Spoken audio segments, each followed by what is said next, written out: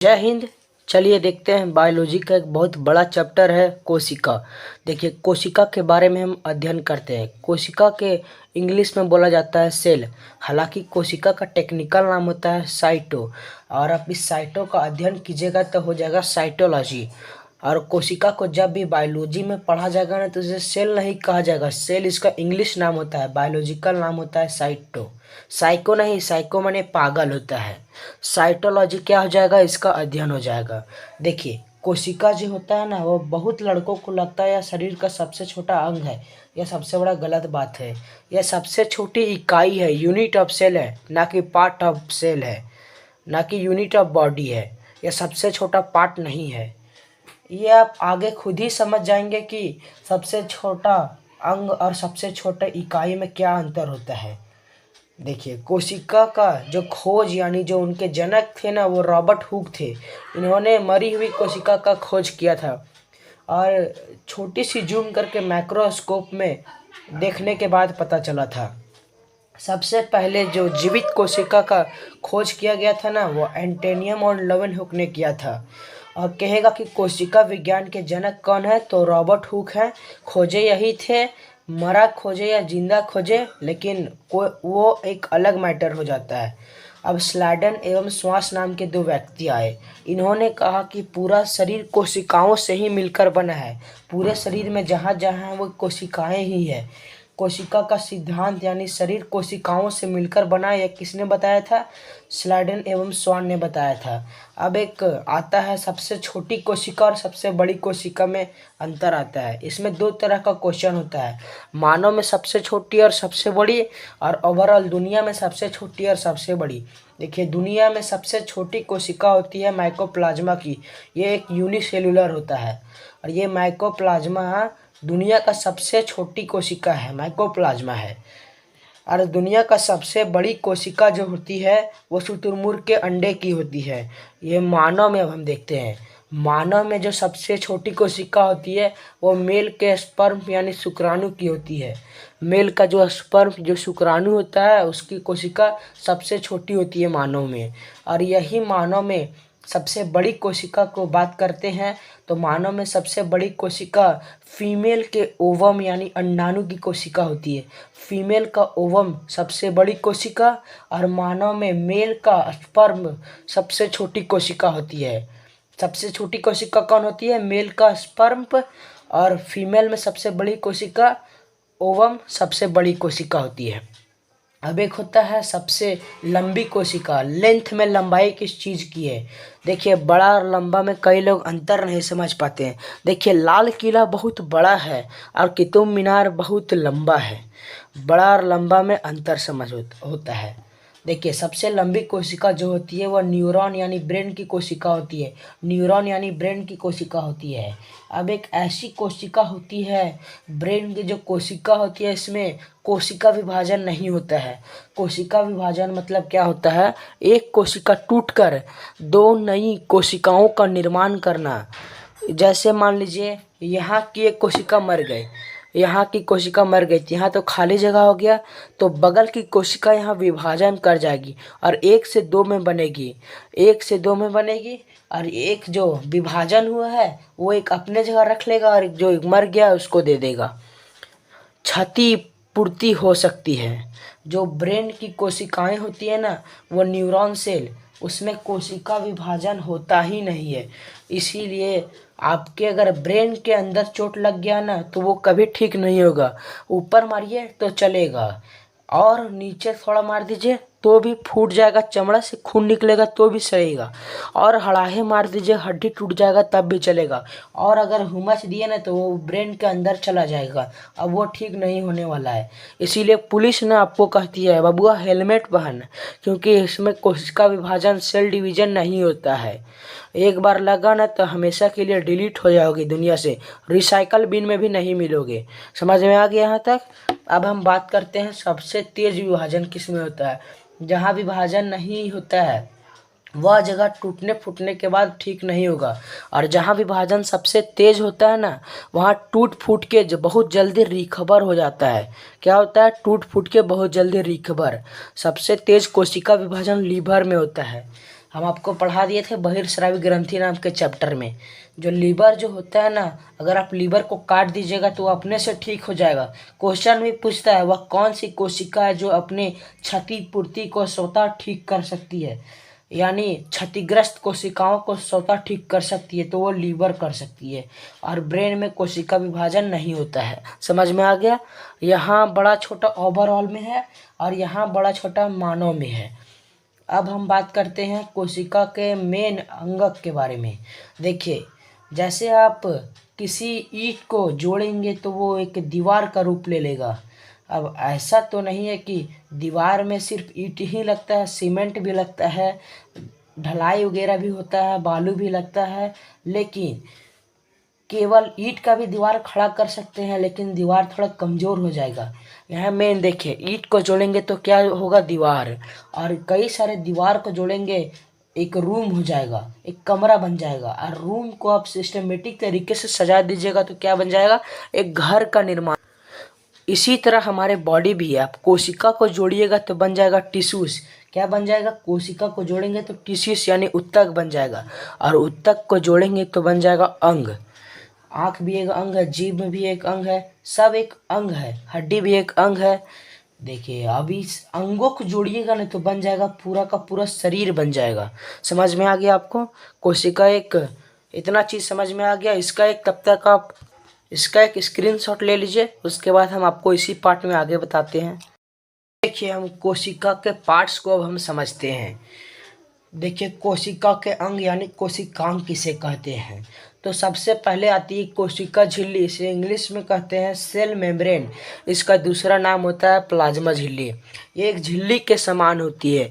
देखिए, ये एक झिल्ली हो गया और इसी के अंदर सभी कोशिकांग होते हैं, चाहे वो माइटोकॉन्ड्रिया हो, न्यूक्लियस हो, गोल्जी बॉडी हो, कोई भी हो, सभी के सभी इसी के अंदर आते हैं।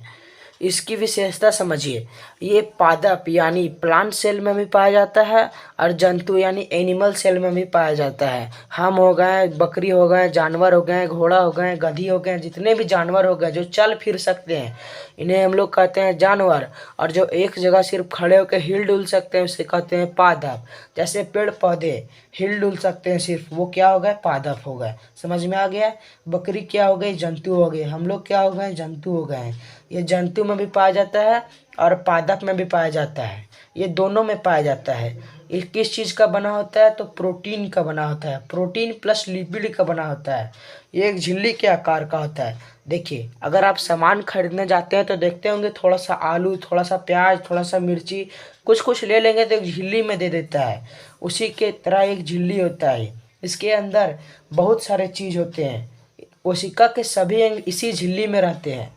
अब हम लोग कभी गौर किए होंगे कि अगर आप बाज़ार में जाइएगा तो बोलेंगे 10 रुपये का आलू दे देंगे, एक झिल्ली में दे देगा। 5 रुपये का प्याज, 2 रुपये का धनिया मिर्चा, धनिया पत्ती, कुछ कुछ अगर आप सामान ले लेंगे तो वो झिल्ली में दे देगा।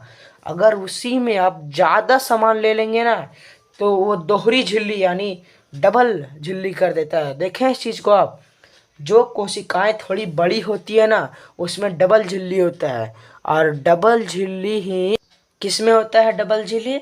तो दोहरी झिल्ली को हम क्या कहते हैं, कोशिका भित्ति या सेल वाल कहते हैं। आप ध्यान दीजिए कि सेल वाल जो होता है ना वो केवल और केवल ओनली फॉर प्लांट यानी पादप कोशिका में पाया जाता है। अगर आपको कहेंगे कि दोहरी झिल्ली किस में लगाई जाती है, तो भारी सामान में, हल्के सामान में नहीं लगाया जाता है। हल्के सामान में एक ही झिल्ली लगेगा। पहली झिल्ली को क्या कहेंगे, कोशिका झिल्ली या सेल मेम्ब्रेन। ये सब में रहेगा, जंतु हो या पादप। दोहरी झिल्ली जो होती है कोशिका भित्ति, वह केवल किस में पाई जाती है, पादप यानी प्लांट सेल में। ये इसी झिल्ली के बाहर होती है। क्या होती है, इसी झिल्ली के बाहर होती है। ये जो कोशिका भित्ति होती है, दीवार होती है, ये कोशिका को सुरक्षा प्रदान करती है, इसी झिल्ली के बाहर होती है। जैसे हम लोग अपनी कोशिका की सुरक्षा कपड़ा से करते हैं, जानवर लोग अपने बाल से करते हैं, पेड़ पौधे अपनी कोशिका की छाल से करते हैं, कोशिका भित्ति से करते हैं। जो छाल होता है ना, वो झिल्ली होता है ना, उसी से करते हैं। ये कोशिका भित्ति सेल्यूलोज की बनी होती है। इसीलिए पेड़ पौधों से कुछ भी चीज़ बनाइएगा, पूछेगा कि इसमें क्या पाया जाता है तो आप सीधा मारिएगा सेलुलोज।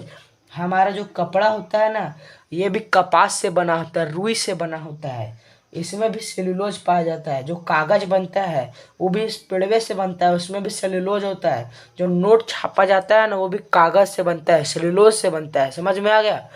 अगर आपको कहेगा कि जीवाणु किसका बना होता है तो पेप्टिडोग्लाइकेन का बना होता है। कवक किसका बना होता है तो कवक होता है काइटिन का बना होता है।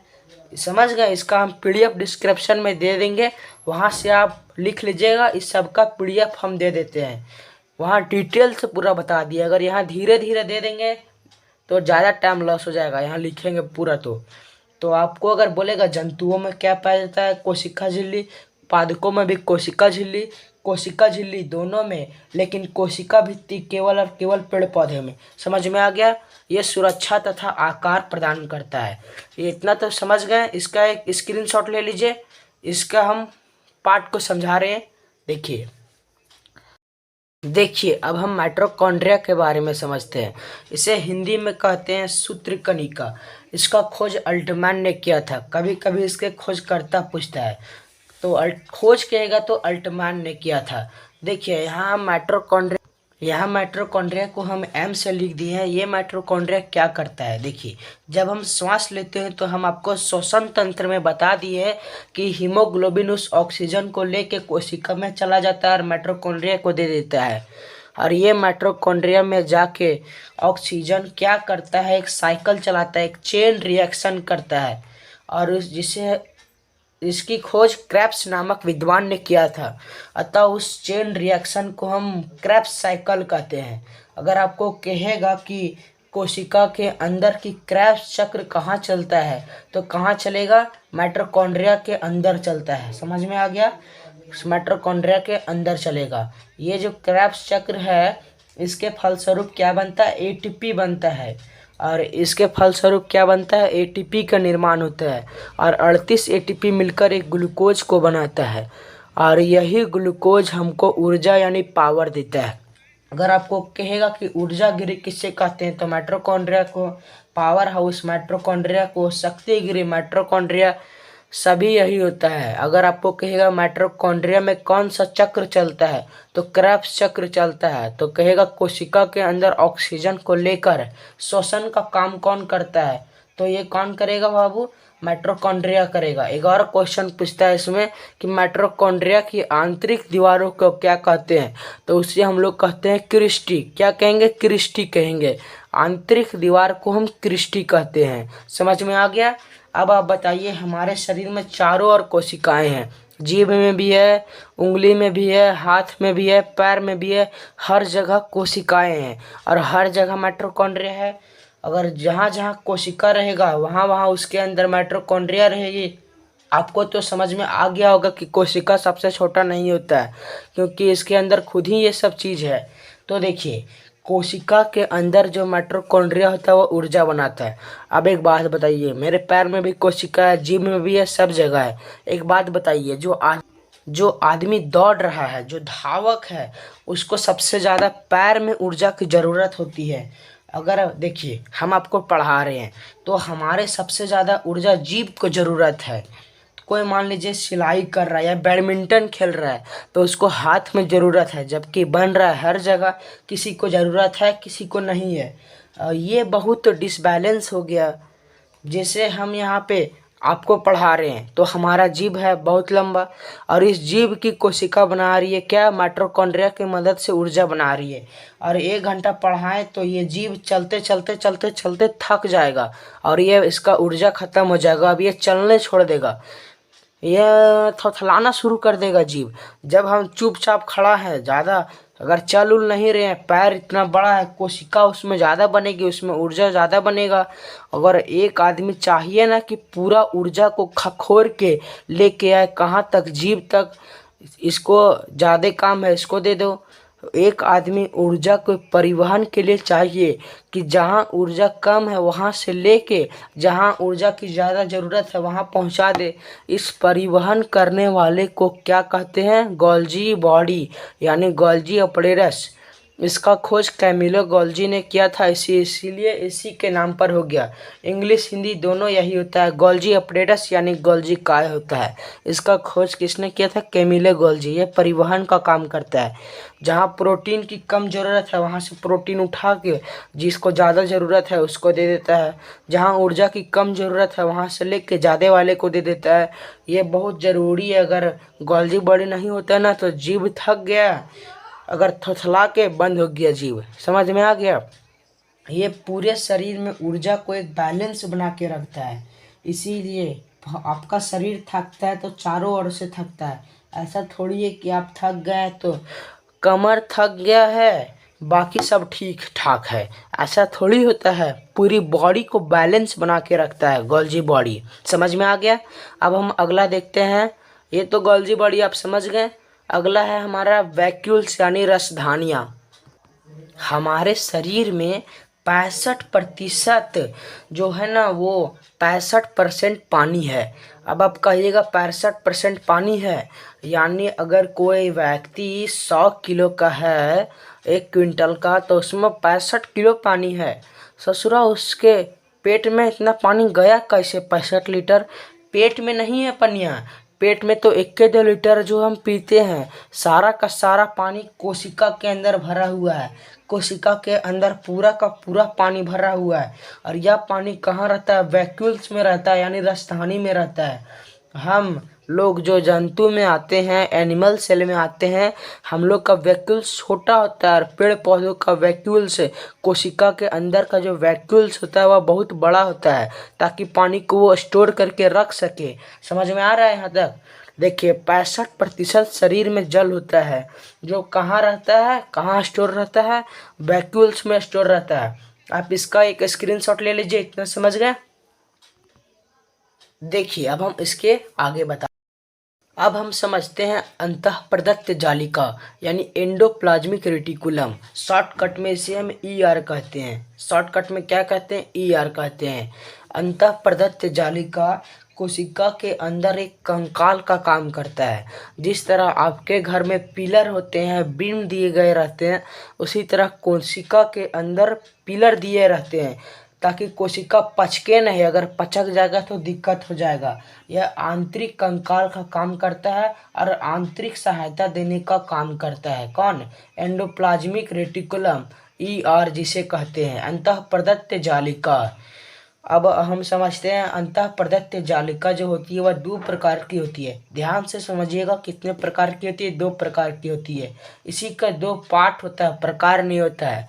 एक हिस्सा खुरदुरा होता है और एक हिस्सा एकदम प्लेन, एकदम चिकना होता है। जो प्लेन होता है उसे हम लोग कहते हैं स्मूथ ईआर।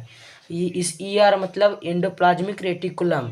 ये पूरा एंडोप्लाज्मिक रेटिकुलम है। जहाँ प्लेन है, एकदम चिकना है, उसे क्या कहते हैं? स्मूथ। और ये स्मूथ वाला क्या बनाता है? वसा का निर्माण करता है। वसा मतलब चर्बी, एकदम तेल, एकदम चर्बी, एकदम चर्बी तेल। चर्बी एकदम चिकना रहता है ना, स्मूथ रहता है ना। स्मूथ वाला क्या बनाता है? वसा का निर्माण करता है। यहाँ हम लिख दिए हैं कि smooth endoplasmic reticulum, smooth ER क्या बनाता है? वसा का निर्माण करता है। अब देखिए जनरली कहा जाता है जो रफ एंडोप्लाज्मिक रेटिकुलम है, ये रफ एंडोप्लाज्मिक रेटिकुलम प्रोटीन बनाता है। रफ एंडोप्लाज्मिक रेटिकुलम प्रोटीन का निर्माण करता है। ये बात सही है लेकिन आधा सही है। देखिए रफ वाला खुरदुरा हुआ क्यों? रफ हुआ क्यों? क्योंकि इसके ऊपर छोटे छोटे धब्बे पाए गए थे जिन्हें हम लोग कहे थे राइबोसोम। क्या कहते हैं? राइबोसोम कहते हैं। और यही राइबोसोम प्रोटीन बनाते हैं। चूंकि यह राइबोसोम इस रफ वाले की ओर होते हैं, इसीलिए हम ये कहते हैं कि प्रोटीन का निर्माण रफ साइड से होता है। लेकिन रफ वाला करता नहीं है, रफ साइड से होता है। रफ साइड से होता है प्रोटीन का निर्माण, लेकिन रफ साइड में प्रोटीन का निर्माण राइबोसोम करता है। समझ में आ गया आप लोग को राइबोसोम का काम क्या होता है? अब हम आगे राइबोसोम के बारे में समझेंगे। यहाँ तक देख लीजिए, उसके बाद हम समझते हैं अभी तारक का यानी सेंट्रोसोम क्या होता है वो समझते हैं। देखिए सेंट्रोसोम क्या होता है? इसके बारे में आप याद रखिएगा, तारक की खोज किसने किया था? बोबरी नामक विद्वान ने किया था। इसका काम क्या होता है? कोशिका विभाजन। एक्चुअली आप लोग को क्या लगता है कोशिका विभाजन मतलब कोशिका का टूट जाना? ये गलत बात है। कोशिका विभाजन मतलब होता है एक कोशिका टूटकर दो नई कोशिकाओं का निर्माण करना। इसका मतलब एक था और टूटकर दो बन गया तो वो तो पुनः निर्माण न हो गया और बढ़ गया। तो कोशिका विभाजन तो पुनः निर्माण का काम करता है। वह कौन करता है? सेंट्रोसोम। ये सेंट्रोसोम सबसे ज़्यादा पाया जाता है लीवर में, इसीलिए लीवर की कोशिकाएं धड़ाधड़ धड़ाधड़ धड़ाधड़ पुनः निर्माण कर लेती है। और ये सेंट्रोसोम नहीं पाया जाता है ब्रेन यानी न्यूरॉन में, ब्रेन में नहीं पाया जाता है। इसीलिए ब्रेन की कोशिका अगर डैमेज हो गया ना तो वो कभी ठीक जल्दी नहीं होता है। अब याद रखिए, अगर ये कोशिका विभाजन बहुत तेजी से हो गया ना उसी को कहते हैं कैंसर। कैंसर कोई बीमारी नहीं है। देखिए, uncontrollable cell is any part of body is called cancer. किसी भी जगह पर अगर अनकंट्रोलेबल कोशिका विभाजन हो गया ना तो उसे क्या कहेंगे? कैंसर कहेंगे। समझ में आ गया? अब एक बात बताइए, कहाँ कोशिका विभाजन नहीं होता है? न्यूरॉन में। न्यूरॉन कहाँ पाया जाता है? ब्रेन में। न्यूरॉन कहाँ पाया जाएगा? ब्रेन में पाया जाएगा।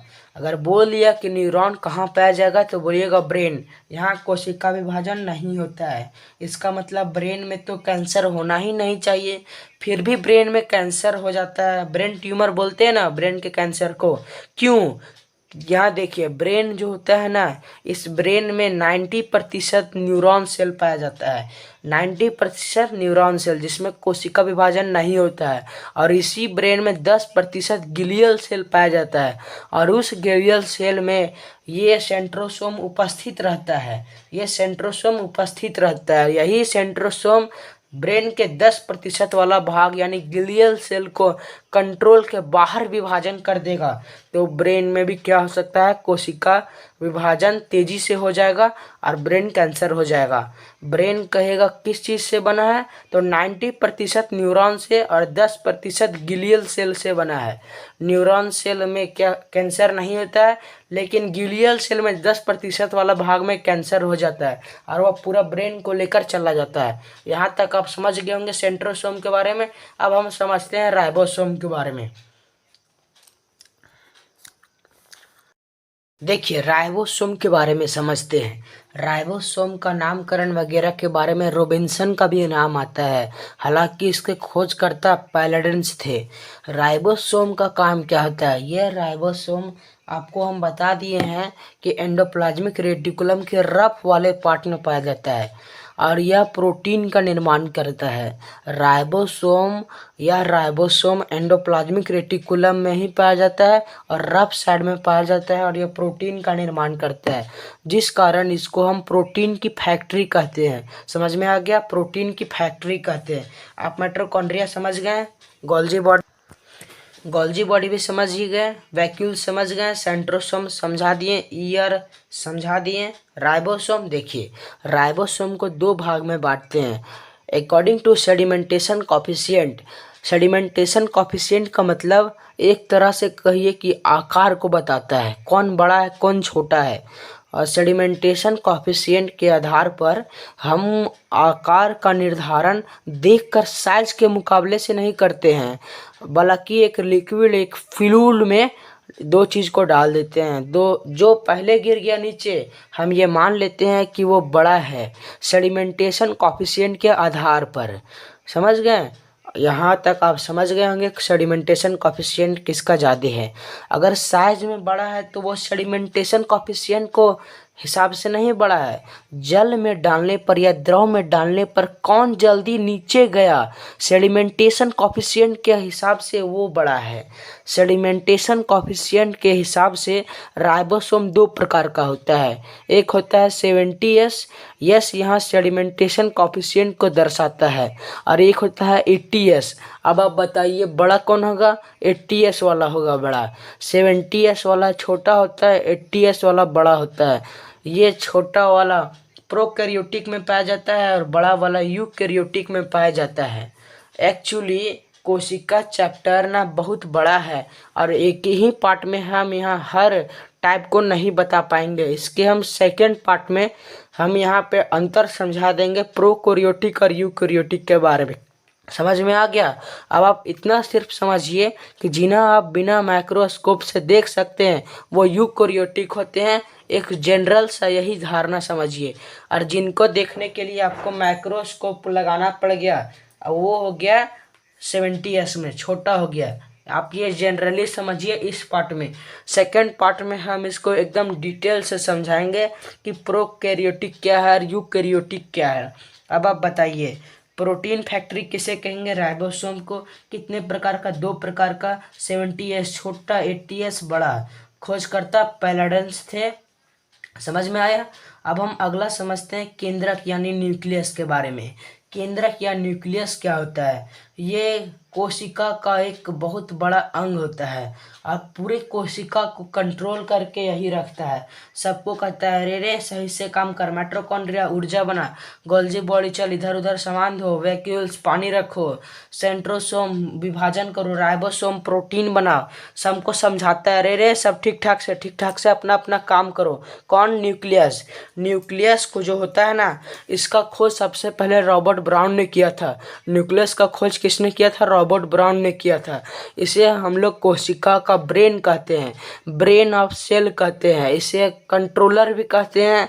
इसके अंदर क्रोमोसोम पाया जाता है और क्रोमोसोम के अंदर डीएनए, आरएनए, जीन वगैरह पाए जाते हैं। इसका चैप्टर एक अलग होता है, डीएनए, आरएनए, जीन वगैरह का चैप्टर अलग होता है। वो चैप्टर अलग आएगा, उसको हम समझाएंगे आगे। अब देखिए, कहेगा केंद्रक के अंदर क्या क्या पाया जाता है। तो अब प्रोटीन 80% पाया जाता है और डीएनए 10% पाया जाता है और बाकी 10% में अन्य तत्व रहते हैं। प्रोटीन कितने प्रतिशत पाया जाता है? 80% और डीएनए 10%। कोशिका का brain, nucleus, protein factory, ribosome, परिवहन, गोल्जी बॉडी, ऊर्जा गिरी, माइटोकॉन्ड्रिया। यहाँ तक आप समझ रहे हैं? इसका एक स्क्रीनशॉट ले लीजिए, उसके बाद हम आगे समझाएंगे इसके आगे। कि अब हम लाइसोसोम के बारे में समझते हैं। जो लाइसोसोम बहुत ही इम्पोर्टेंट टॉपिक है। इसका खोज जो था ना वो डी डुबे ने किया था। लाइसोसोम का खोज डी डुबे ने किया।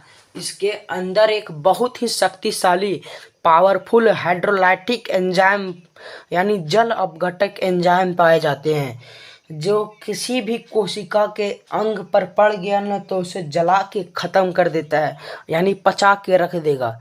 अगर आप देखिए, मान लीजिए कि ये लाइसोसोम है। ये लाइसोसोम का काम क्या है? ये जल अपघटक एंजाइम पाया जाता है इसके अंदर। ये क्या करता है? कोशिका के अंदर सफाई का काम करता है। कैसे? मान लीजिए कि माइटोकॉन्ड्रिया काम नहीं कर रहा है, अच्छा से काम नहीं करेगा ना, तो बुलाएगा माइटोकॉन्ड्रिया के, रे इधर आ, तेरा काम क्या है? ऊर्जा बनाना है, काहे नहीं बना रहा है? ये बोलेगा मन नहीं है, तो लाइसोसोम बोलेगा, माइटोकॉन्ड्रिया को पकड़ेगा और कहेगा मन नहीं है। उसके अंदर क्या छोड़ देगा? जल अपघटक एंजाइम यानी हाइड्रोलाइटिक एंजाइम, और वो माइटोकॉन्ड्रिया मर के वहीं ख़त्म हो जाएगा, ख़त्म कर देगा उसको। एंजाइम छोड़ेगा और वो ख़त्म हो जाएगा माइटोकॉन्ड्रिया, तो पिघल जाएगा वहीं पे वो। इसीलिए इसे कोशिका के अंदर का एकदम पाचक तंत्र कहते हैं, एकदम कोशिका के अंदर का पाचन तंत्र। अगर आप काम नहीं कीजिएगा तो ये गला के रख देगा। गोल्जी बॉडी क्यों कहेगा तुम ठीक ठाक है ना, न्यूक्लियस को कहेगा ओए न्यूक्लियस चाचा देखते रहिएगा सब ठीक ठाक काम कर रहा है कि नहीं कर रहा है, नहीं ठीक ठाक करता है तो हमको बुलाइए। ये गिरा के सबको ख़त्म कर देता है। बहुत खतरनाक होता है लाइसोसोम, इसी के डर से सब काम अच्छा से करता है। समझ में आया? कभी कभी कोशिका के सभी अंग ना काम करना बंद कर देते हैं, कहते हैं नहीं करेंगे, हम काम नहीं करेंगे। क्या करोगे लाइसोसोम तुम? इधर से वैक्यूल से बनता है, हम भी नहीं करेंगे। ये कहेगा हम भी नहीं करेंगे, ये कहता है हम भी नहीं करेंगे, इनकलाब जिंदाबाद। लाइसोसोम कहता है ससुरा इनकलाब जिंदाबाद।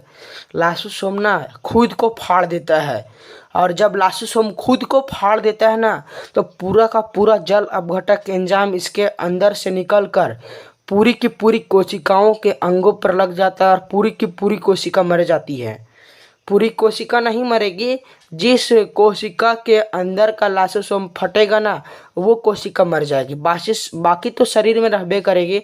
इसी कारण लाइसोसोम को सुसाइड बग या आत्महत्या की थैली कहते हैं। इसे कोशिका का एटम बम भी कहते हैं। यानी कोशिका मरेगी तो कोशिका को कौन मार देता है? लाइसोसोम मार देता है। यह लाइसोसोम जरूरी भी है, अगर वरना कोशिका सड़ने लगेगी। अगर मान लीजिए माइटोकॉन्ड्रिया मर गया तो उसी के अंदर सड़ रहा है, उसको कोई गलाने वाला चाहिए कि नहीं चाहिए? यह लाइसोसोम गला देता है। अगर लाइसोसोम नहीं रहेगा ना तो वहाँ वही चीज़ पड़ के सड़ा जाएगा। ये जो हमारा ब्लड होता है ना, ब्लड का जो आरबीसी होता है उसमें लाइसोसोम नहीं होता है। और आपको पता है कि आरबीसी का जीवन काल 120 दिन होता है। 120 दिन बाद वह रक्त मर जाता है। अब आप बताइए, ब्लड मर गया है तो वो शरीर में घूमेगा, सड़ेगा, और लाइसोसोम तो है नहीं जो उसे ख़त्म करे, इसीलिए वो स्प्लीन में जाके जाता है। पिल्हा या तिल्ली कहते हैं, वो लाइसोसोम का कब्र कहते हैं। इसे ब्लड बैंक भी कहते हैं स्प्लीन को। यह स्प्लीन में जाके मर जाता है, इसीलिए स्प्लीन यानी पिल्हा या तिल्ली को, स्प्लीन या पिल्हा या तिल्ली को हम आरबीसी का कब्र भी कहते हैं। समझ में आया? यहाँ तक समझ गए? ये वहाँ जाके क्यों मरता है? क्योंकि इसके पास लाइसोसोम नहीं है। बाकी जो मरते हैं वो वहीं सड़ के मरे रह जाते हैं। यहाँ का कोई कोशिका मर गया, देखिए मान लीजिए हम यहाँ पे मारे तो यहाँ 4-5 कोशिकाएं मर गई, और भाई लाइसोसोम उसको गला के रख देगा। समझ में आ गया? किसी को कोई दिक्कत? कभी कभी क्या होता है ना, अचानक हचाक से चोट लग जाता है। कभी आप दरवाज़ा खोलिएगा ना तो उंगलियां छिपा जाएगा। चाहे पुलिस क्या करती है, लॉकडाउन में मार रही है, एकदम भयानक भड़ाक भड़ाक मार रही है लाठी से, तो क्या होता है ना कि जो जब लाठी से पड़ता है ना तो ससुरा लाइसोसोम में मर जाता है। कहता है दूर ससुरा हमरे मार दल के, लाइसोसोम में मर जाता है। अरे इतना दूर का, जितना दूर का लाइसोसोम मरा ना, कोशिका भी वहाँ की मर गई। जहाँ पुलिस मरा वहाँ की कोशिका भी मर गई, और साथ साथ लाइसोसोम भी मर गया। अब आप बताइए, यहाँ पे जहाँ पे पुलिस मारा था वहाँ पे तो सब मर गया, सफाई करने की, लाश उठाने की जिम्मेदारी थी लाइसोसोम को, वही मर गया। तो तब क्या होगा? यहाँ का पूरा ही मरी हुई कोशिका पड़ी रहेगी, और उसी को कहता है, आदमी कहता है मारा है पुलिस, पूरा करिया हो गया, ओ हो। तो आदमी गर्म पानी से उसे सेकता है। गर्म पानी से सेकिएगा ना तो अगल बगल की कोशिकाओं के लाइसोसोम निकल के झाँकेंगे, कौन सी हो गई लो रे, काहे इतना पड़ा है? तो ये कहता है, ए दादा मारल को पुलिसिया, तो तनी तनी इधर इधर का छिड़क देगा, तनी। देखते हैं कि 1 हफ्ता में छिड़क के धीरे धीरे अपनी कोशिका को यहाँ हमारे यहाँ देख लेगा कि कोई दिक्कत नहीं है, तो छिड़क के धीरे धीरे ख़त्म कर देता है। तो काला जो होता है वो हट जाता है। समझ में आ गया? तो लाइसोसोम को क्या कहते हैं? आत्महत्या की थैली कहते हैं। किसी को कोई दिक्कत नहीं है? अब आप बताइए, आरबीसी में लाइसोसोम नहीं पाया जाता है। यहाँ तक आप समझ गए? इसके बाद हम देखिए जीव द्रव के बारे में समझते हैं। देखिए अब हम समझते हैं जीव द्रव। जीव द्रव का नामकरण वगैरह पुरकिंजे नामक वैज्ञानिक ने किया था। किसने किया था? पुरकिंजे नामक वैज्ञानिक ने। यह जीव द्रव में 80% जल होता है और ये कलरलेस होता है। क्या होता है? 80% जल होता है और कलरलेस होता है, कलरलेस। मान लीजिए एक बैग है, उस बैग में लोटा, थरिया, गिलास, चम्मच, बहुत सारे चीज़ हैं, और इस बैग को आप लाद के अगर आप देखिए ऐसे दौड़ेंगे तो वो ठन बोलेगा, फूट फाट के पटक जाएगा वहाँ पे। वहाँ क्या होगा कि इसके लिए क्या करना चाहिए, बीच बीच में कुछ भर देना चाहिए ताकि फूटे नहीं। इसीलिए आप देखते हैं कि अगर कोई कैमरा वगैरह खरीदेगा, मोबाइल वगैरह खरीदेगा तो उसमें डिब्बा थर्मोकोल लगा के रोक देगा, क्योंकि लड़े नहीं एक दूसरे से। अब आप बताइए कि हमारी कोशिका है और इसमें अगर आप चलेंगे, लोग ठन लड़ेगा, अपने आपस में ही लड़ जाएगा सब। न्यूक्लियस कहेगा माइटोकॉन्ड्रिया को, इधर कहाँ आ रहा है, उधर कहाँ जा रहा है, तो सब एक दूसरे से धकेलेंगे। अगर कहीं गलती से भटक गया लाइसोसोम भड़का देगा, सबको भड़का देगा। समझ में आ गया? ये तो हुआ बवाल। इसीलिए इसके अंदर एक लिक्विड भरा दिया जाता है। वो लिक्विड भर दीजिएगा ना तो हिल डुल नहीं पाता है। इसी कलरलेस लिक्विड को हम कहते हैं जीव द्रव कहते हैं। जीव द्रव को हम इंग्लिश में प्रोटोप्लाज्म कहते हैं। क्या कहेंगे? प्रोटोप्लाज्म कहते हैं। जीव द्रव क्यों कहते हैं इसे? क्योंकि इस जीव द्रव ही पूरी कोशिकाओं के बीच में भरा है। अगर इस जीव द्रव को हटा दीजिएगा ना तो उस जीव का मरना फिक्स है। इसीलिए जीवन की भौतिक इकाई यही है, जीव द्रव। इसको रहना बहुत जरूरी है। ये जो जीव द्रव है इसमें 80% जल भरा रहता है। इस जल में 1% की कमी आई तो आदमी को प्यास लगेगा और 10% से कमी आई तो आदमी मर जाता है। ये हो गया आपका जीव द्रव यानी प्रोटोप्लाज्म। ये जीव द्रव 2 टाइप का होता है। देखिए, पूरी कोशिका में भरा रहता है ये जीव द्रव। अगर पूरी कोशिका में है तो उसे कहते हैं कोशिका द्रव। कोशिका का नामकरण क्या था? साइटो। इसे क्या कहेंगे? साइटोप्लाज्म। अगर न्यूक्लियस में है तो इसे कहेंगे केंद्रिका द्रव। इंग्लिश में क्या कहेंगे? न्यूक्लियोप्लाज्म। यानी पूरी प्रोटोप्लाज्म या जीव द्रव 2 भाग में है। केंद्रक के अंदर है तो न्यूक्लियोप्लाज्म यानी केंद्रिका द्रव, और केंद्रक के बाहर है, पूरी कोशिका में है तो उसे कोशिका द्रव यानी इंग्लिश में साइटोप्लाज्म कहेंगे। अगर इन दोनों को मिला देंगे तो क्या बन जाएगा? जीव द्रव यानी प्रोटोप्लाज्म बन जाएगा। आप समझ गए यहाँ तक ही ले? कोशिका के अंग। कोशिका चैप्टर ना बहुत बड़ा चैप्टर है। हम एक ही पार्ट में पूरा ही डिटेल से नहीं बता सकते हैं। इसके लिए हम डिस्क्रिप्शन में जितने भी इसके PDF हैं वो हम आपको दे देंगे। आप इसका एक स्क्रीनशॉट ले लीजिए। उसके बाद हम मिलते हैं नेक्स्ट क्लास में। आज के लिए बस इतना ही। जय हिंद।